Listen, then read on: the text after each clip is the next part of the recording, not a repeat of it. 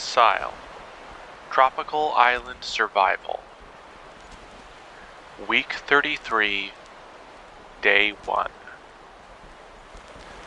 A new week and a new month. 9 months now, to be precise, on the island.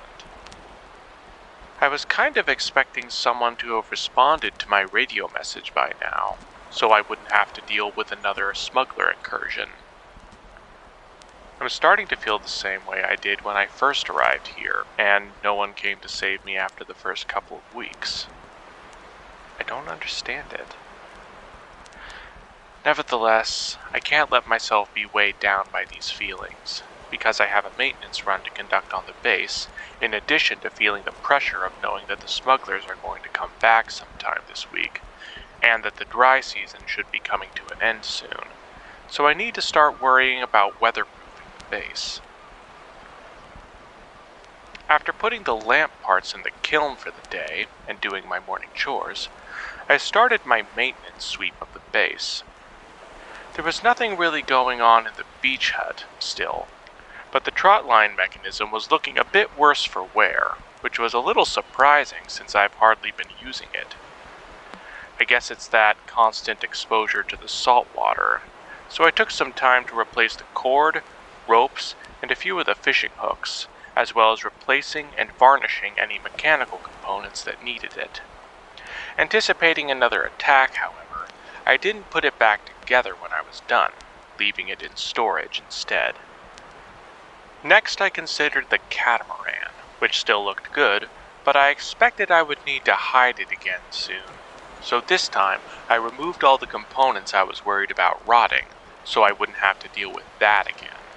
Tiller, ropes, sails, etc. But then, when it was time to take it back to the mangrove swamp, I found a new problem. The old catamaran was easy to hide there because the mast was broken and out of the way. Now, the new masts were getting caught in the trees, so I had to take some time to carefully remove them before I could finish hiding the boat. I also found some logs and sticks that I maneuvered the catamaran between, and used to lever the catamaran out of the water, so it wouldn't be sitting in stagnant water to rot again. That sorted, I returned to base and continued my sweep. The new gate was just fine. The workshop has, as usual, been one of the busiest places in the whole base this month. I replaced the shaft and bits on the drill press, cleaned out the cellulose spinner and millstones, smoothed down and replaced some of the reels on the auto loom, and greased up the lathe. The hammer of the ore crusher was starting to get a bit chipped and cracked as well, so I mixed up a little concrete and started casting a replacement. At least the dynamo in the electrolysis cell didn't need a lot of attention, another beauty of electricity. I still had potassium peroxide being bubbled nearby, but one, I didn't like how the apparatus was cluttering up the workshop, and two, I didn't like how the bubbler required constant fueling, because I wanted to be saving up wood for the wet season. It would be nice if I could figure out a way to cook without using fire, so I put the design of an electric skillet on my to-do list. In the meantime, while I was looking at that apparatus and thinking about how it was better suited for the lab, it occurred to me that, although the water wheel was a more constant source of power, the dynamo didn't technically need to be in the workshop. I could mount it to the big wind turbine over the lab instead. So I spent some time moving the electrolysis tub and calorimeter stove out of the workshop and back into the lab before removing the dynamo, which weighed a ton because of all the iron in it. This made me a little less sanguine about having the thing sitting over my head while working in the lab, but because I installed it above the support rods for the central shaft, I shouldn't have any problems. This, however, required a major disassembly of the entire mechanism, particularly all the Van de Graaff generators, and it occurred to me that the windmill may not be able to power all of them at once. I wasn't able to completely finish the installation before realizing I was late for lunch. While I was cooking, I gave the kitchen the once-over. I'd been letting the dirty dishes pile up a bit, so I worked on cleaning and drying them until lunch was done. The kiln probably could have done with some cleaning, but it was too hot for that at the time. Maybe this evening before I go to bed. At least there didn't seem to be any further leaks in the refrigeration system, so I just topped off the ethanol in it. By that time, the lamps had finished cooking, so I pulled them out of the solar kiln before getting back to installing the generator in the lab. It was heavy and hard to get up there, but I managed it. And once I was done, I figured I might as well do my sweep of the lab while I was there. The explosives manufacturing machine had seen its fair share of work this month, and I remembered that I wasn't finished with it yet. I said I'd blow up the bunker if I had to, so although I found myself softening in regards to the smugglers again, I figured I should probably have some explosives ready just in case, so I started the nitric acid bubbler and started the machine making ANFO and nitrocellulose. I'll save the blasting caps for tomorrow. As for the rest of the lab, there wasn't a lot that needed actual maintenance. Mostly, I needed to clean up after all my electronics experiments. I then backtracked to the bathhouse and started cleaning, particularly in the shower and wash basin. I actually haven't been using the pool as much as I thought I would have. I also made sure to empty the composting toilets from there and the house. I didn't really have time to finish my maintenance rounds today, which was a little surprising. Tells me maybe that I'm getting too much stuff to take care of. Instead, at the end of the day, I started installing my new lamps. However, before I did, I made sure to take a little lime and whitewash the insides of the light-reflecting lids, so that they cast more light in the area around them. As the sun started going down, I went around the base lighting all the methanol lamps, having to put a burning wick on the end of a bamboo pole to get the ones I hung from the front gate, like old-timey lamplighters. They cast a warm, inviting glow across the base, which I enjoyed as I washed up and had dinner, though it was a little additional work to also run around putting them all out before bed. I'll need to add filling the lamps to my monthly routine as well.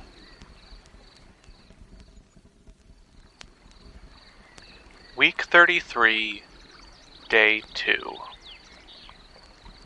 I got up in the morning and loaded another round of potassium peroxide into the kiln to make sure I had plenty of superoxide for the diving suit in case I needed to retreat via that path, before proceeding with my morning chores. As I went, I checked on the chicken houses, which were also starting to list a bit, so I took some time to reinforce them while I was collecting eggs. I also checked on the garden on my way back in, and while the taro and yams seemed to be doing fine, I realized an oversight I made regarding the orchard, namely, no means of watering it, especially since it was out of sight on the other side of the bamboo hedge. Fortunately, I forgot to plant the saplings too, having kept them in pots watered by the bamboo dribbling system for the past 8 weeks. Probably a fortunate mistake on my part. They seem to be doing well, so I figured this would probably be a good time to plant them. But before I did, I hollowed out some bamboo and put small holes along the length of them to create a drip line that I buried next to the sapling holes on the uphill side, so they would have a continuous supply of water, connecting the drip lines via bamboo pipes to the nearest taro terrace. I then continued my maintenance sweep with the house, tidying up and taking the records to the solar kiln to be wiped. I removed the batteries from the radio transmitter and receiver for charging, which reminded me to rewind and recalibrate my clocks and to check the smoke detectors. They didn't really need any maintenance since they were brand new, but I did the rounds checking on them regardless, just to help establish a new routine in my brain. Once again, I didn't entirely finish my sweep before it was time for lunch, and afterwards I worked on checking my various security measures, starting with the periscope, noticing a slight misalignment that was making it harder to see the bunker than usual. I gathered a few pieces of bamboo and cord to conduct repairs with, but I took the escape tunnel path to get to the periscope apparatus in the forest. I checked on the rotating alcove mechanism as I went to make sure it was running smoothly, as well as the rotating passage and the various exits to the tunnels. It occurred to me that a few lamps down there wouldn't go amiss either, so I added that to my to-do list. I then emerged from the manhole at the east entrance of the tunnel network and started adjusting the periscopes, using the same light beam trick from the solar array that I used before, now far more concentrated, making it easier to see misalignments. Among other adjustments, I made some simple covers over the tops and around the lenses to protect them from the elements, and I brought a little varnish with me to coat the wooden poles holding them up. I did this for all of the periscope elements before reaching the bunker and thinking again about the strategic value of blowing it up versus my desire not to. In thinking about it a bit more, I realized, again, that there was no point.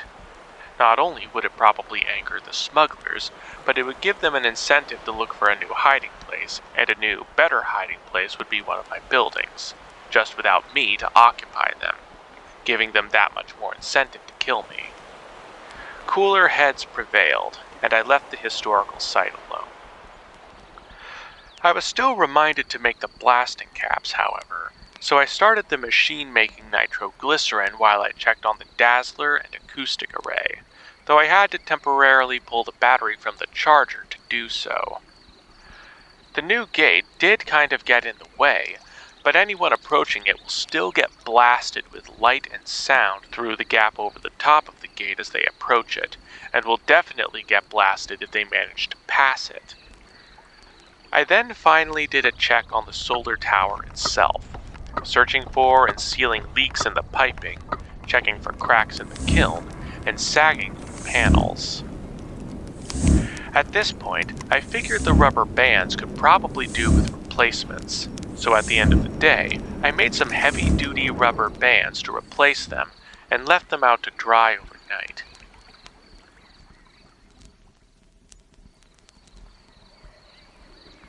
Week 33, Day 3. I've started sleeping lightly again, and I turned the volume on the hydrophone back up. I can't sleep for more than a few hours at a time anyway, so it's not like it's really hurting much when I finally do hear something. And it makes me feel just that little bit more secure so I can stop worrying and fall asleep in the first place. When I got up in the morning, I removed my superoxide from the kiln and replaced it with the rubber bands in need of vulcanizing, before loading up the superoxide into my rebreather, emptying out the old scrubber for recycling in the bubbler, and proceeding with my morning chores. When I got back, I finished building the explosives I started making the other day, and it occurred to me that, in the event that I should have to use them in an offensive capacity, it would be helpful to have a way to deliver them that didn't involve either stopping to lay them like a landmine, or lighting a fuse and throwing it like a hand grenade. I decided to try making a crossbow after all, not for shooting arrows specifically, but to fire the explosive cylinders, almost like a mortar. Of course, my biggest concern with a delivery system like that was that the sudden acceleration by the bowstring might set the mortar off in my face, another reason to wear the suit of armor while handling the stuff. To make it safe, I would probably have to desensitize the nitroglycerin significantly and set it off with a nitrocellulose charge, either from a fuse or possibly at the end of a rocket burn, which would give the mortars significantly greater range. Not that I'm planning on needing it, but it might be helpful to keep them from even landing their boats. I figured it might be worth experimenting with, so I started the explosives machine making an extended batch of nitrocellulose from the various scraps I had lying around, while I began working on the crossbow. It was simple enough to build, having built many bows already for various spring-loaded devices. All I needed to really do was mount it on a crossbar that I could use to aim and hold it in a ready position. The trigger mechanism I built for it was very similar to the one I made for the shotgun, but actually less complicated. Just a little latch to hold the bowstring in place, and a trigger to release the latch. I added a little loop of rope at the end of the crossbow as a kind of foot stirrup, like they had in ye olde times, so that crossbow archers could reload using their backs instead of their arms, to avoid wearing themselves out. However, that got me thinking on another innovation, and I added a sliding tube inside the main body of the crossbow that I could pull back by hand to reload the crossbow, almost like a pump-action shotgun. It's a little more work mechanically, but it's faster, which is what I think I would need most in an emergency. Thinking about speed gave me an idea for a second innovation, and that was to build a hopper on top of the crossbow to allow me to shoot and reload arrows or mortars as fast as I could pump the mechanism. Again, things I've thought about and designed in my spare time long ago for role-playing characters. It wasn't terribly difficult to build into the crossbow, just some sticks to form a little cage above the drawstring, and that was it. And while I was at it, I had the idea to make a little crosshair on the side connected to a plumb bob. The idea being that the position of the crosshairs would change depending on the angle I held the crossbow at. The crosshair tube itself remains level, but as the crossbow rotates up and down relative to it, the horizontal line of the crossbars goes up and down to help me gauge how far away the mortar round will land. This part was particularly tricky to calibrate, and to do so, I had to make some arrows first to calibrate it off of.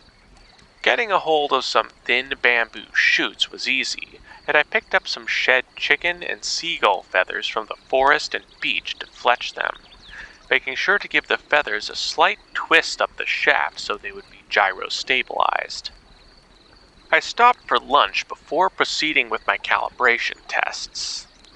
I tested several different kinds of arrows as well to get an idea of their ballistic characteristics, some with just a sharpened tip, some with stone tips resembling arrowheads, and some with pieces of bamboo filled with ash attached to them to represent the explosive rounds. I found in some ways that the stone-tipped arrows had better performance because they had more inertia to keep them from being slowed by the wind. The mortars, on the other hand, had very poor range because of their weight, which gave me even more incentive to give them some kind of rocket propulsion.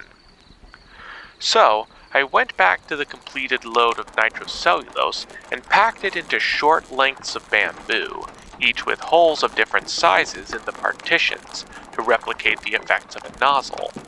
I also wrapped them in cord around the sides and ends to keep them from exploding, and tested their weight-bearing capacity by attaching a string to them with weights at various increments, kind of like I made for the wave pump. I kept the rocket loosely tied to a straight stick, kind of like those carnival strength tests with the hammer and bell, so the rocket could only go in one direction, instead of flailing all over the place, trailing a bunch of rocks behind it. I also put a little charge on the end of the rockets with some sawdust to smolder in the hole between them. When the rocket finished its burn, this set it off with a big poof, but would also be handy for setting off the mortars later. So I proceeded with my tests, and indeed, some of the rockets did explode, but eventually I homed in on the nozzle size that provided the most thrust. I then ran some additional tests, these rocket bodies being charred on the inside, but still semi-reusable. I tied each rocket to an arrow before remotely lighting the fuse and firing it from my crossbow to see how far it went. At a 45-degree angle, they already cleared most of the beach, but when the rocket motor kicked in, they really took off and popped somewhere over the ocean in the distance. This reminded me of the Hwatcha built and tested by the Mythbusters. I should have made one of those. I suppose there may be time for that later, though unfortunately probably only after this next incursion, assuming I survive it. I was already starting to feel a bit rushed with this project, but it felt like the smugglers were late. As such, with the rocket arrow test successful, I decided to move on to one with an actual ANFO warhead on it, though this one scared the ever-loving heck out of me.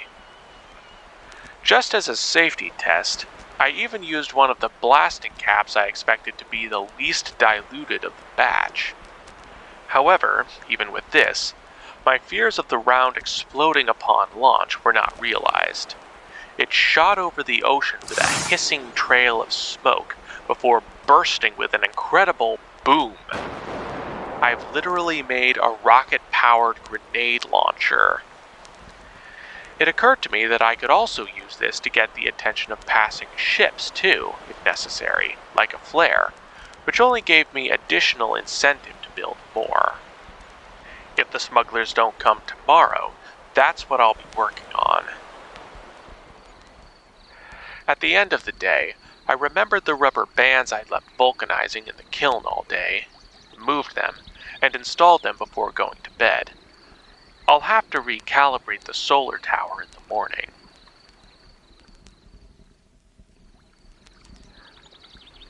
Week 33, Day 4. I had a couple of minor scares in the night, but no signs of the smugglers today either, which was somehow worse. When I got up in the morning to start the solar kiln, however, I loaded some of my firewood in it, as I was starting to run out of creosote oil for the ANFO. Coal and methanol will keep better for fuel in the winter anyway. After my morning chores, I started the machine to make more nitrocellulose and headed up to the tower to make sure the new rubber bands were properly calibrated.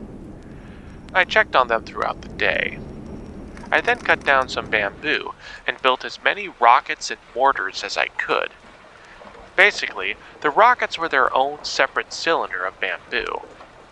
Once I'd filled the explosive round, I jointed them together gently to avoid setting off the nitroglycerin, as always fully clad in armor, which I want to start referring to as just the bomb suit now, since that's what I've mostly been using it for.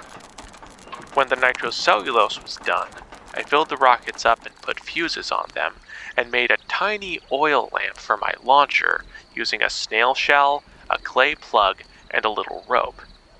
I only made about 6 of the RPGs, because, again, they scare the heck out of me, and I didn't want them near anything I preferred to remain unexploded, so I stored them in the lava tube, where they would be cool and safe from disturbances that might cause them to fail catastrophically. I then had an early lunch before deciding to get started on that Hwatcha, even though I was pretty sure it wouldn't be ready in time for me to use it. If nothing else, it kept my mind off of worrying. So I cut down the requisite bamboo, and for the most part, building the Hwatcha frame was easy. I mostly cut the bamboo into short tubes that I easily lashed together into a grid, though I went for a hexagonal arrangement instead of the square one I saw on TV, partly for efficiency, but also because I just liked the shape. Next I started working on the cart, which for the most part was simple, like a wheelbarrow, but the time-consuming part was the wheels themselves.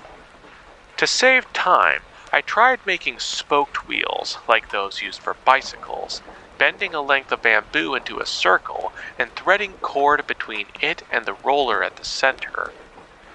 I took note that the slight stretchiness of the bamboo cord meant that the wheel would twist if I applied much torque to the axle, but for this application, that's not really going to happen because the wheels are designed to spin freely.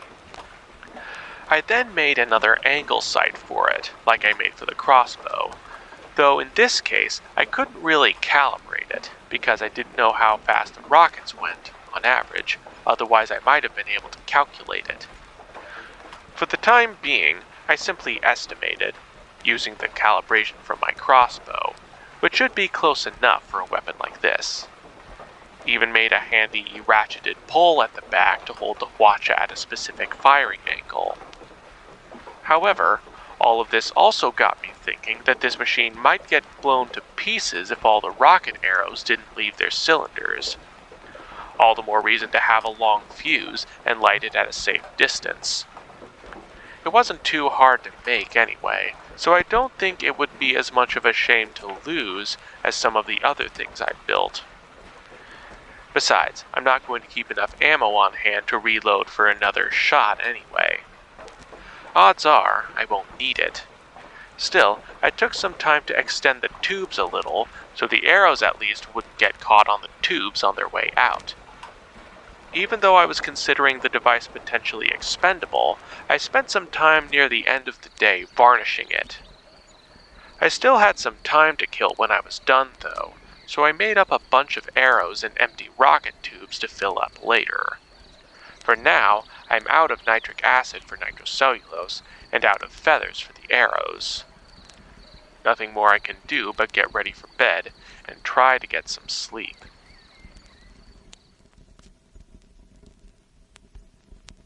Week 33, Day 5. I was gradually awakened in the middle of the night by another buzzing from the hydrophone. I've been mostly ignoring the sounds of the boats that seem to regularly pass by my island, but this one was louder than the rest, and for what felt like hours, I just laid there, listening, to determine whether or not it was getting louder. Eventually, I decided that, unlike the others that have come and gone up to this point, this one wasn't getting any softer, and I was kind of surprised with myself that my first thought wasn't "uh-oh" as much as it was "finally," because I was tired of the waiting. I jumped out of bed like when the fire department pager would go off in the night back home, and started locking down the base, starting with the solar tower. I checked the horizon with my telescope, but there was absolutely nothing. I waited for at least an hour next to my hydrophone, but the noise just kept getting slowly and steadily louder, so with nothing better to do, I grabbed a bite to eat early. I seriously underestimated the range of this hydrophone. I suppose it would also help if I could determine the direction the sounds were coming from. Around 4 a.m., I finally saw the boat coming, and watched to see where they went first in the dark. Fortunately for me, they headed straight to the bunker, so I went back down to the panic room and watched them on the periscope. Even in the dark, I could clearly see that there were 5 guys this time instead of 3, and it looked like they were all carrying heavier guns, as I feared. My heart started pounding, and I preemptively loaded my shotgun and put on my armor. I took note of how it was actually easy to squat down and see through the periscope, even while wearing the armor, because of the springs bearing its weight.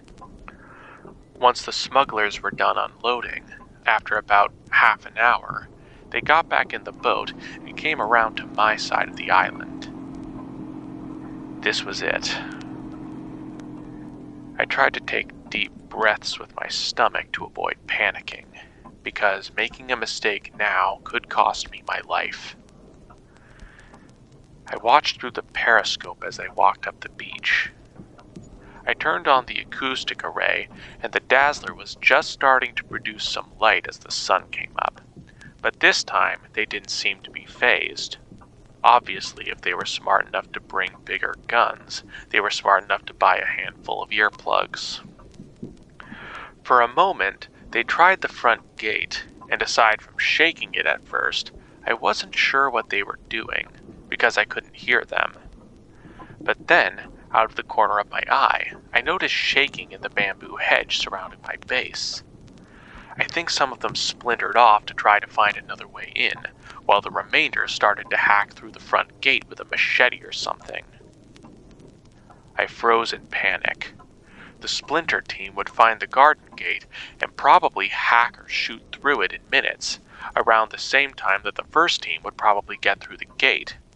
I could have tried to rush up to the gate and shoot them through the little turret, but then I would have left myself vulnerable from behind. I would be vulnerable from behind whichever gate I tried to defend. I was surrounded. Snippets of Sun Tzu's Art of War flashed across my mind in that moment. I knew I was the one at their mercy because I was the one having to deal with chaos, both from outside and from within. And I suddenly realized I needed to throw the chaos back on them. So I ducked down into the tunnels. There was no time to try and reach the northern entrance, so I aimed for the eastern one. Now I was cursing my puzzle corridor a little, but at least it didn't take me long, as a single person, to spin myself around to the opposite side. I nearly broke the ladder with my heavy suit of armor, but I managed to get the manhole off, my hand jittering as I went, and hauled myself out of the hole.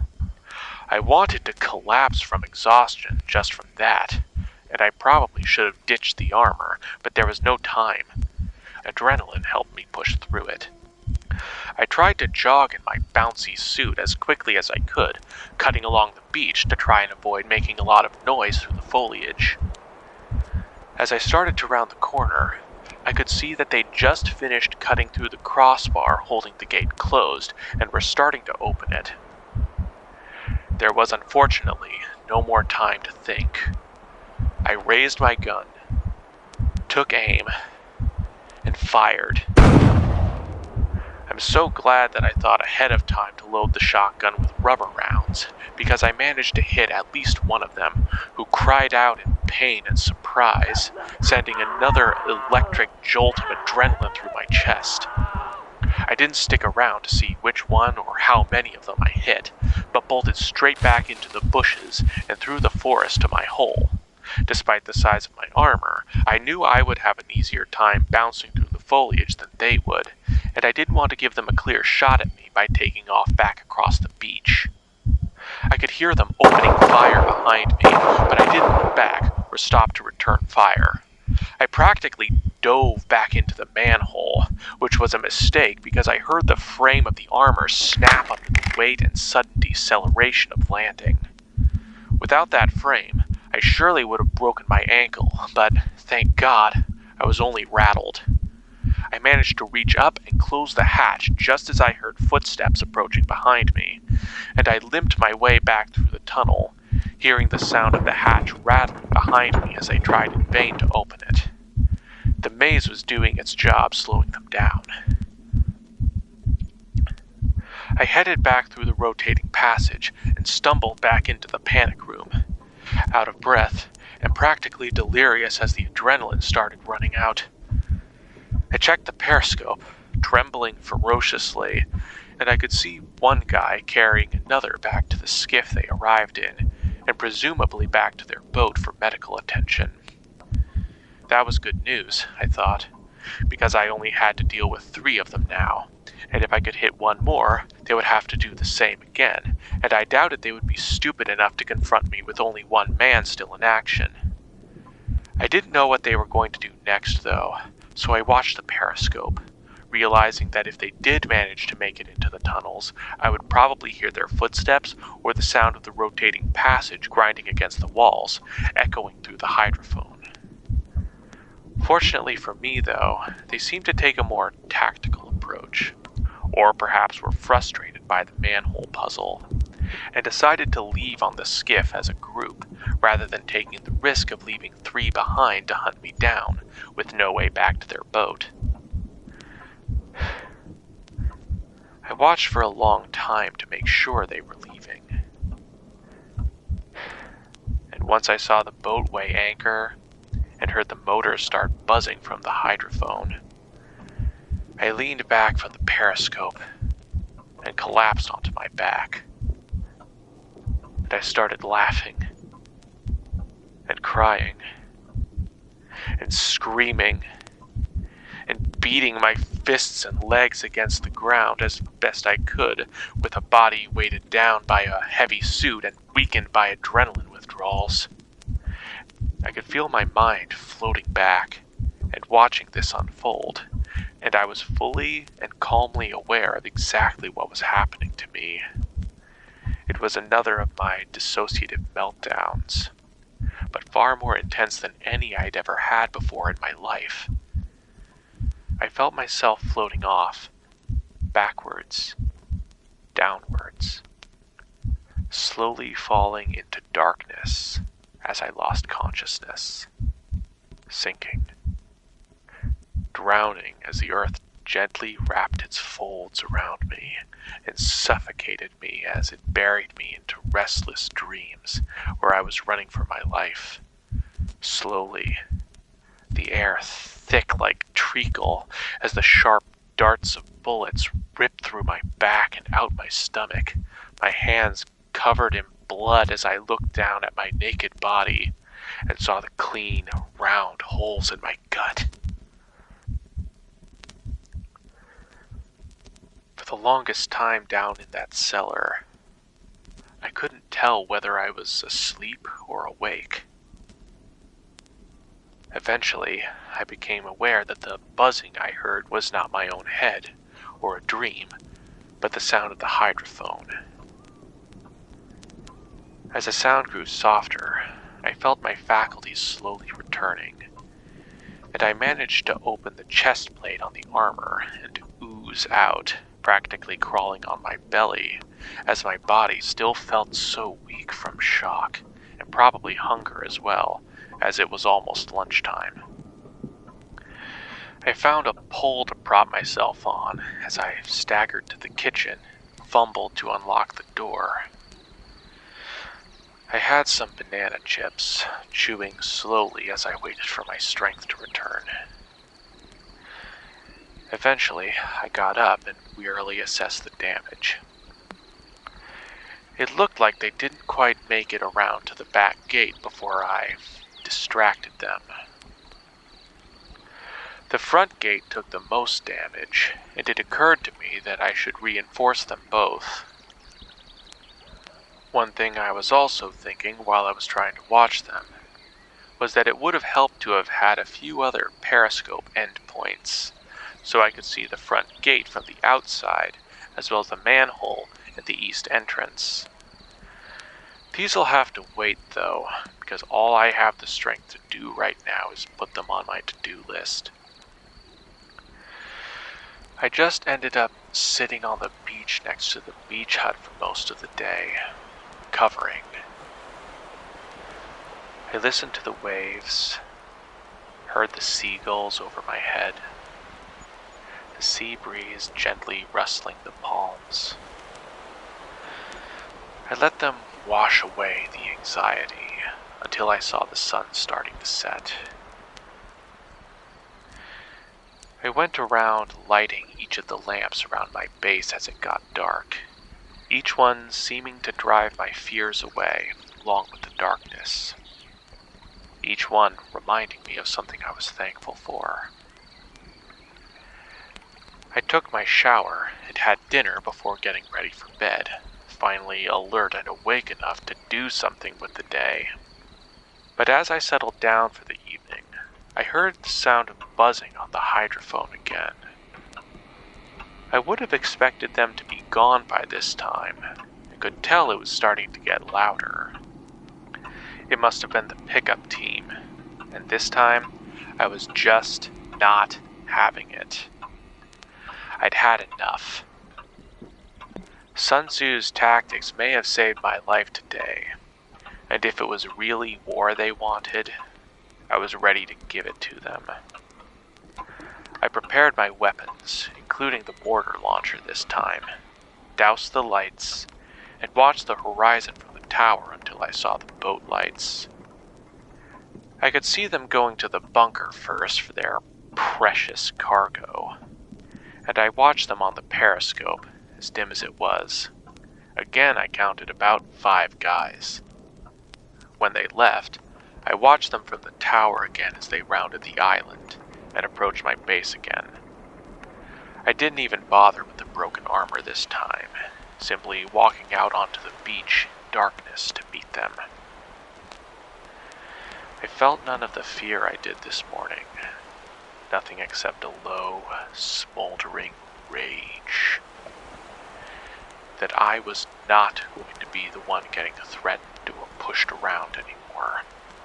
It was my turn to do the pushing.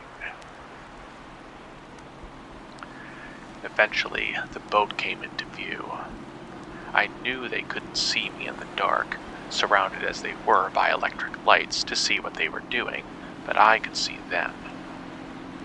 As they rounded the corner and started to slow down, no doubt preparing to launch their skiff, I loaded my crossbow, lit the rocket, and took aim as best I could with the angle sights in the dark.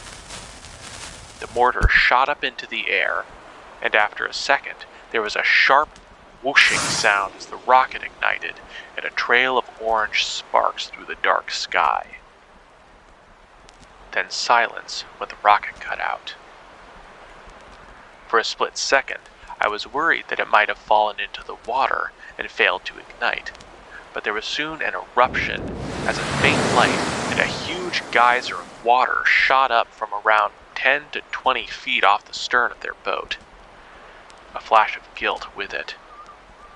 For all that rage, I still didn't want to actually hurt them, even if for no other reason than not wanting to have to deal with any survivors. So I'd intentionally aimed behind them to make it seem like I was trying to hit them and missed. It actually landed a little closer to the boat than I'd intended.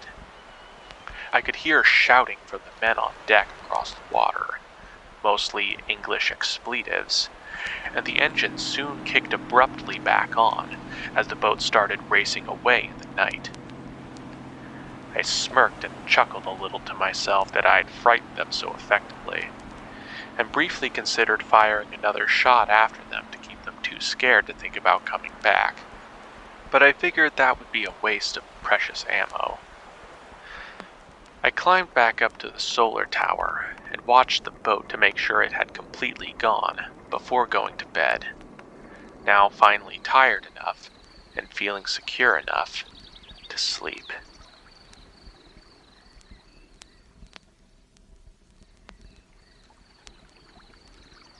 Week 33, Day 6.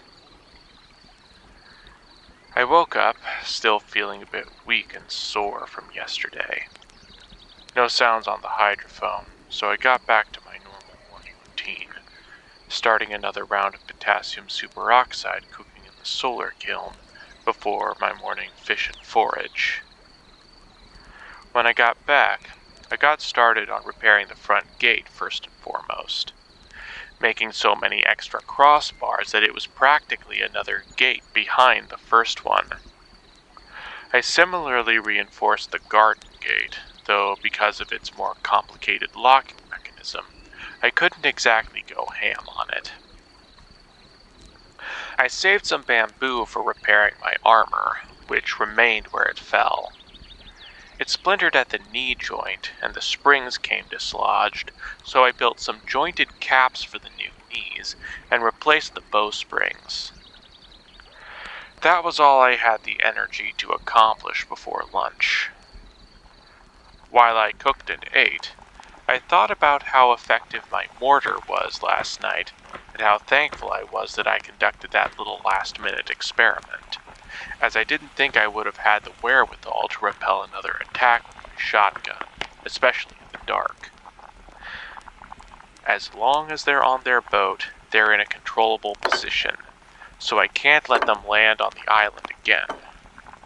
The Hwatcha will be the perfect tool for that, so after lunch, I broke out the explosives machine again and started making the nitrocellulose for the rockets and the ANFO for the warheads. It was a good thing that the processes were mostly automated because I was still recovering from yesterday. I modified the rocket designs a little so that I could install the nitroglycerin primers separately from the rockets and warheads, as I planned on leaving them sitting around for a while until I needed them, and I didn't want them blowing up the whole stockpile if something went wrong. Using the hydrophone, I should have plenty of time to arm the rockets before the smugglers arrive. I then carefully wheeled my rockets and Hwatcha around the island and stored them in the bunker, since I didn't want to keep explosives near my base. This was complicated by the fact that I forgot they locked the door behind them, so I had to climb in through the roof again and take the door off its hinges to bring everything inside. I figured this was where the smugglers would land first anyway, as usual, and it would help to have the equipment on hand when they arrive. Even if they get there before me, they're still going to open the door and see a whole fireworks shop worth of explosives pointing straight at their faces, and they'll think twice about messing with it. It would be easy to booby trap too, or throw in an explosive round after them to set it all off. But again, I'm really not interested in killing anyone, and the only thing they could do to get rid of the explosive stash easily and safely would be to blow it up themselves, which would destroy their precious bunker and probably bring attention to the island.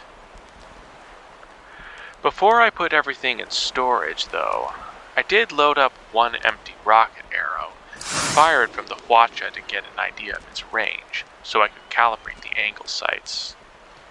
The original Hwatchas were said to have a range of up to 1,500 feet from on top of a hill, but while mine used a slightly more powerful propellant, they also had much heavier warheads, so when fired from sea level, they traveled a maximum distance of about 500 feet. That's still pretty far though, about to the edge of the reef. The sun was starting to go down, so I walked back along the beach to base and got ready for bed. Week 33, Day 7. It's Sabbath again, and in some ways, I definitely feel like I need it, and in others, I feel pressured to keep reinforcing my defenses. Still, I kept to my routine, pulling the superoxide from the kiln in the morning and doing my morning chores. I should have all the superoxide I need to completely fill up my diving suit, but I wanted to have a stockpile, so I set another round going. When I got back, I transcribed my Bible recordings and listened to the sermon on the radio. It was about trusting God for everything, and while I couldn't deny the scriptures the pastor was referencing, that's much easier to say when you have other people, friends, to fall back on. Out here, I find that I have to depend on myself because there's no one else around to help. I've always had such trouble determining the balance point for how much to rely on God and how much He expects us to do for ourselves. The longer I live, the more that fulcrum seems closer to the latter than the former. At the same time, this whole business with the smugglers, particularly when I shot that one in the leg the other day, is still weighing on me pretty heavily, haunting me even. Not because I'm afraid of them right now, but because I'm starting to become afraid of me. In a weird way, this kind of reminds me of Dad. Before he became a Christian, he described himself as, well, a jock. Big, strong football player, pretty much the exact opposite of me. And by his own admission, a very mean, angry person. In fact, he once said during a sermon that if anyone came up to him and tried to tell him about Jesus, he'd tell them, and I quote, "You better back off or I'm gonna put your Bible where the sun don't shine." I think he was acting tough because he was hurt and afraid. Frankly, not unlike how I've been acting towards the smugglers, and maybe even a bit towards everyone else in the world, seeking to intimidate not with physical power, but with intellectual and technological superiority. But that's not who I want to be. Somehow, whether he was broken under the internal stress, or because he genuinely encountered the supernatural, I believe I know which, God changed that angry bully, probably on a trajectory towards assault charges, according to him, into a scholar, a healer, a hero. Someone I do want to be like. Can't help but hear again in my own voice the way I laugh, see again in my reflection, or even how I just sit in a chair sometimes. I don't know what to do with that right now. I don't feel like it would be safe for me to get rid of my weapons, but I'm afraid of having the means to kill someone when the motive comes back. But it felt like it needed to be said. After that, I decided to wash away the bad feelings by taking a dive. I didn't plan on being out for very long, 1 or 2 hours, so I just used the emergency respirator because it was easier to refill. As I walked around down there, slow, cool, surrounded by soft light and color, I felt my worries melting away. It's so peaceful down there. I can see why Captain Nemo liked it so much. An impenetrable retreat from all those who sought his life as well. When I came back to land and started having lunch, it occurred to me that maybe I could do the same. Not a submarine, of course, maybe later, but perhaps a kind of underwater house. A final refuge where the smugglers can't follow me, no matter what else they might try to destroy. A safe place for me to start over and rebuild from if I have to. A place to rest and hide from the relentless sun and oppressive heat. I've had a lot of crazy ideas so far, but this one has got to be the craziest. Civil engineering on land is hard enough, but this thing is going to be under all kinds of additional forces and pressures that'll try to make it collapse. I think I can negate a lot of those pressures, however, by making the habitat like a diving bell.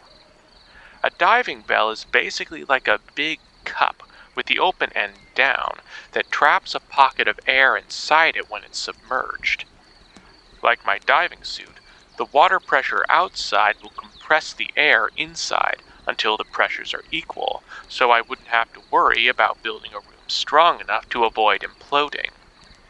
The real challenge would be holding all that air down at the bottom of the ocean, because all that air is buoyant and wants to float to the surface. For this, I can either put a big weight on top of the habitat, or hang a big weight underneath it, even if that big weight is the Earth itself, though I can't think of any ways to anchor cables or the like to the bedrock while underwater.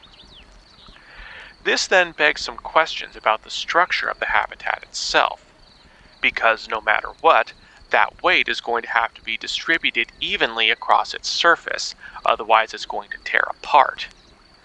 A hemisphere would probably distribute that force the most evenly, but if I make something like a big, heavy, concrete dome to hold the air down, I'm not going to have much of a view of the surrounding ocean, which is half the point of an underwater habitat, and there's no way I could cast or blow a bubble of solid glass that big, let alone move it into position.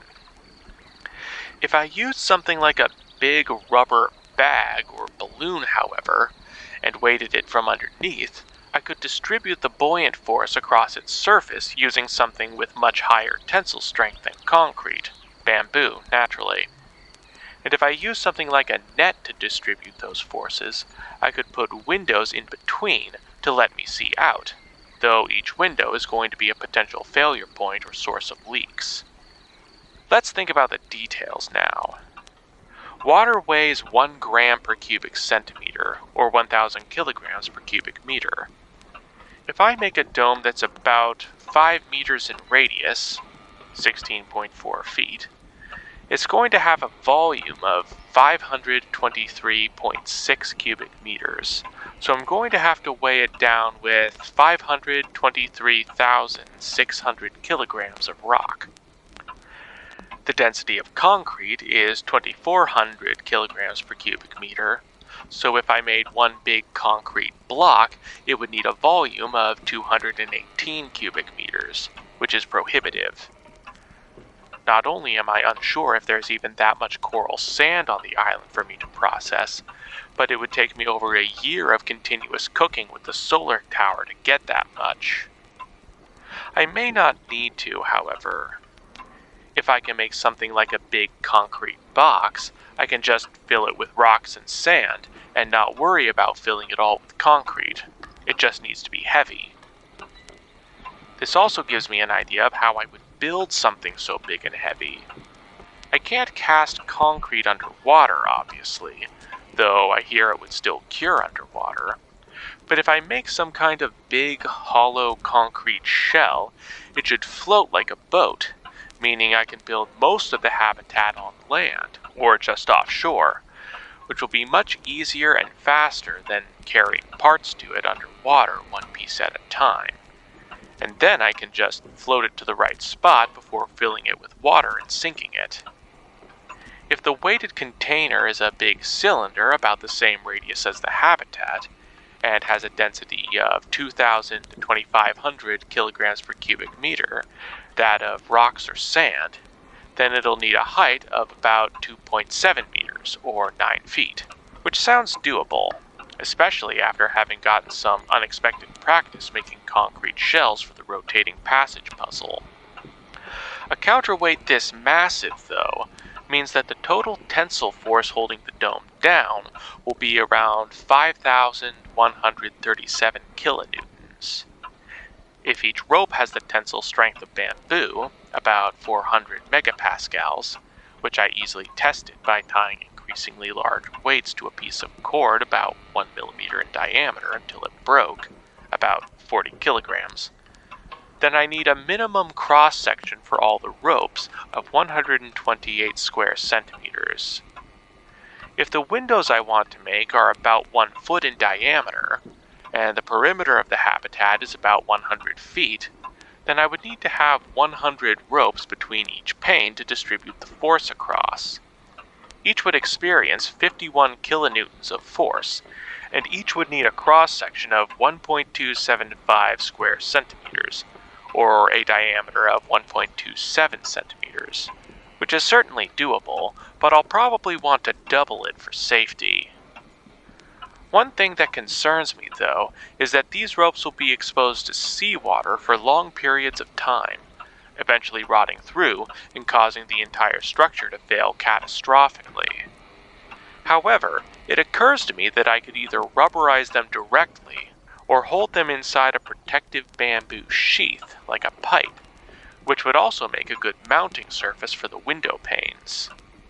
On that topic, the window panes are still going to be under pressure, not from differences in atmosphere between the inside and outside of the dome, but because of buoyancy pushing the air up against the panes and against the ropes. If each pane is about 1 square foot, or 0.09 square meters, and the water is pressing up on the dome with a force of 5,137 kilonewtons, that's a pressure at the base, 78.54 square meters, of about 65.4 kilopascals. This force, however, will be distributed evenly across the surface of the hemisphere, so each panel will experience a pressure of 32.7 kilopascals, or a net force of about 3 kilonewtons distributed about the pane's perimeter. I'm not sure how thick the glass will need to be in order to resist bending and cracking under this pressure, but it would have to be pretty thick, given the fact that it's equivalent to the panes holding a 4-meter water column above them, or 372 kilograms. For a moment, I thought that maybe if I pre-bent the windows into hemispheres themselves, that would distribute the force over an even larger surface area, but I realized that wouldn't be the case. It would simply put the entire pane under the tensile stress of a thin-walled pressure vessel. Then I had a sort of light bulb moment, realizing that while bubbling the glass outward would put it under even tension all around, by doing the opposite, bubbling inward, I could put the glass almost entirely under compression, and like most ceramics, glass is much stronger in compression than tension. They don't even have to be perfect domes. Any concavity is going to cause the glass to try and bend outward, expanding the perimeter and pushing them against other panes of glass, likewise under compression, until the only net force is outward on the cables holding the structure down. These bubbled windows might look a little weird, but would still be very cool. Now, how many panes would I need to make? The dome has a surface area of 314 square meters, or 3,380 square feet, about as many panels. And if I make each pane about 1 centimeter thick, that would come to a little over 3 cubic meters of sand, which isn't exactly in short supply. If I can melt about 1 pane every hour, and have about 8 hours every day to work, it would take me almost 2 years to make enough, so I'm going to have to find some way to batch build them. The kiln is about 3 feet wide, so I could make a hex of 7 at a time, maybe using some kind of mold, which would take 60 days non-stop. Then if I could stack them, say, 5 batches high, that would bring it down to 12 days, or about 2 weeks working non-stop. Bit of a squeeze, but I might make it before the smugglers come back again. With the statics of the dome mostly figured out, the next issue will be how to get pressurized air into the dome in the first place. I could probably make another wave pump to gradually displace any carbon dioxide-laden air in the habitat, since I'm probably not going to be in it very often, or for very long, and it would help keep up with any leaks. Any excess air will just spill over the underside of the dome. In the event that I do need to live down there for long periods of time, though, I'm going to need a way to replace oxygen and scrub carbon dioxide faster than that. I expect I could probably plant a garden down there, too. If there's enough light for the coral to photosynthesize, there's probably enough light for the plants. And this means I could probably grow a little food down there as well. Catching fish would obviously be an option too, and in fact it would probably be an easier platform for collecting octopus ink than going out in my kayak every day. The trouble would be cooking anything down there, or indeed any sort of lighting for at night.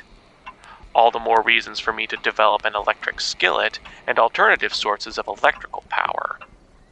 If I can make that, I can distill as much water as I need from the seawater around me. The dome itself might even function a bit like a giant distiller if it gets warm enough inside, though I would have to worry about condensation and algae buildup on the windows over time. If nothing else, I should at least run power lines to it from the dynamo and add a backup battery in case the generator goes down. I'm beginning to get an idea of how this thing would be structured. Under the dome, I could build a raised platform out of bamboo that I can live on, out of the water, and above the weight holding everything down. One platform raised just above the water, and a second level above where I can enjoy the view the most, kind of like the Aetion domes from Haven Moon. The lower level could house most of my utilities: cooking, hygiene, diving suit maintenance, power and oxygen pumping, garden, etc. In the center of the platform, I can put an elevator to raise myself and the diving suit in and out of the water more easily. I thought about all of that stuff and did a few material stress tests while I got some lenses grinding for the additions to the periscope network. I figured that would be a light task for today that would help me put my mind at ease about security. I already had a couple of lenses on hand for the manhole scope, and I didn't have any more silver nitrate to make a mirror to watch the opposite side of the gate, so a simple piece of glass would have to do. It didn't take much in the way of bamboo construction to build some holding frames for them, and a little running around to check the periscope. At that point, though, my imagination was taking off with all the ideas for the underwater dome. In preparation for this big new project, I made several flat clay plates for the kiln, making some concave and some convex, using a bowed piece of bamboo to make sure I made a precise parabola with them. These will be the molds for my concave glass panels, and I left them to dry overnight. I then had a look at what other materials I would need. Bamboo for the frame and rope was, of course, relatively plentiful across the island. If I wanted to make a 3 centimeter thick concrete shell for the dome's foundation, it would have to have a volume of 13 cubic meters, which will need about 0.858 cubic meters of lime, or 858 liters. I can cook 8 liters per batch, and up to 8 batches per day, so it would take me 13 days or so to make enough, which would really be cutting it close with the glass schedule, and not leave me with a lot of time for all the other elements the dome will need. Might be able to overlap their cooking periods if I use the kitchen kiln for the lime, but it would cost me basically my entire stockpile of wood. If I can make an electric skillet, though, it shouldn't matter, though I'll have to go mining for some more iron ore, along with copper for wires and lead for the backup battery. I've already got some spare light bulbs for interior lighting, and aside from a few other touches, I should be able to make everything I need within the month. With a plan in place, the sun started to set, and I got ready for bed with the relative comfort of a new and particularly exciting project to focus on.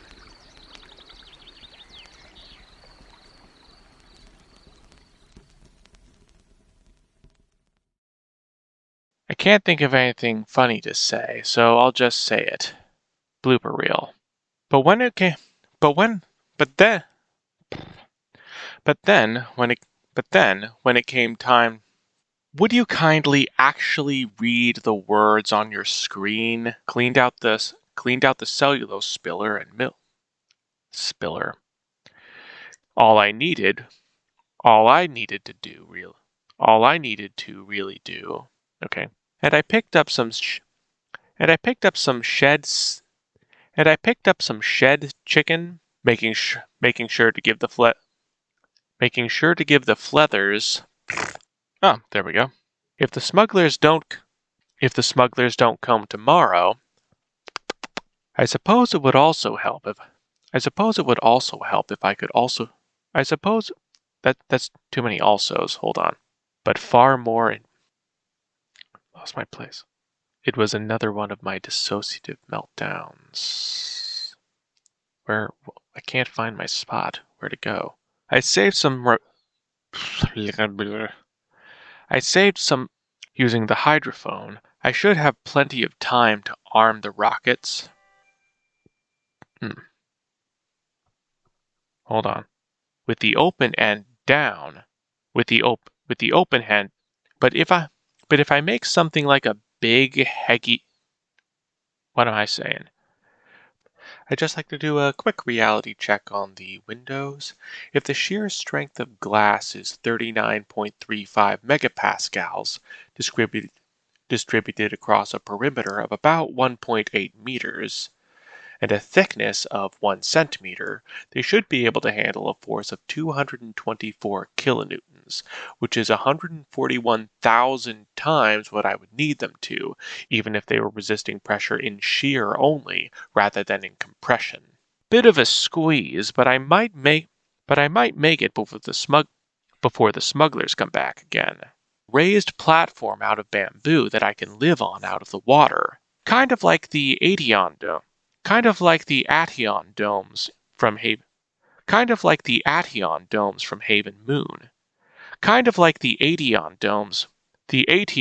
Kind of like the Ateon domes from Haven Moon. Hey there. Thanks for listening all the way to the end. I'm not comfortable having that much power over another person's life. After all, I know how it feels to be in that position. I'd rather turtle up and avoid it, I guess, which is an appropriate analogy for this crazy underwater dome I'm trying to build. So, if you want to know how that turns out, you can press the subscribe and bell buttons to get notified as soon as I get started on building it next week. Now, it would be ideal if someone could come get me off the island before this dome becomes necessary, if a bit of a shame not to see it in action. So it would help me out more than anything else if you could share this video with someone who you think would enjoy it, either helping me get out of here or just to watch me work and have fun. Both are good. And since you apparently enjoyed it enough to watch this far, you can press the like button to say so, as well as to tell the algorithm to do a little bit of that sharing for you. Also, if you want to chat about some of your own stories and perspectives on the episode, maybe about how you handled a life-threatening situation, if you're comfortable talking about it, or about whatever comes to mind, feel free to share it in the comments section below.